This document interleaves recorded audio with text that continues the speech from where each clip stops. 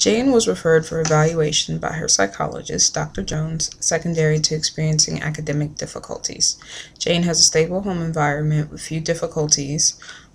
She's reached all language, sensory motor, and developmental milestones at the proper intervals for her age at the proper time.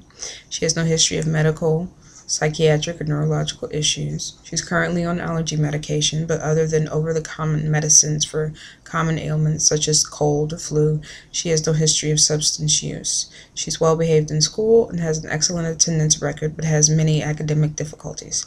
Recent standardized tests reveal that she has scored below average in reading, math, and language recently. Jane was administered 15 subscales of the Wechsler Intelligence Test for Children, 4th edition, and was given 5 composite scores. Her verbal comprehension scores indicate she is in the average range for verbal reasoning and concept formation. Her perceptual reading scores are in the average range and above approximately 55% of her peers. Compared to her peers, Jane's working memory scores are in the low average range, which reflect relative difficulties in sustaining attention, concentration, and exerting mental control.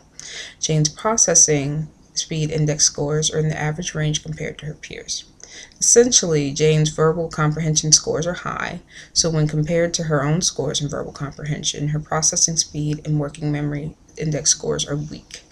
This may make the task of processing of new or complex information very time-consuming or difficult for Jane, which may be an underlying cause of her academic difficulties. Recommendations for treatment include for Jane to spend more time reviewing information that must be remembered.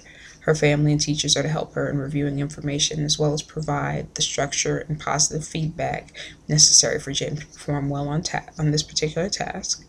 Jane may also benefit from different learning techniques such as chunking of information, wherein a person learns large bits of information to comprise a whole instead of trying to memorize the whole of the information, for example, such as when learning a telephone number or when memorizing one's address. Jane's parents are to focus on encouraging her efforts in completing homework, and they're not to emphasize on her getting high grades or to put excessive pressure on her.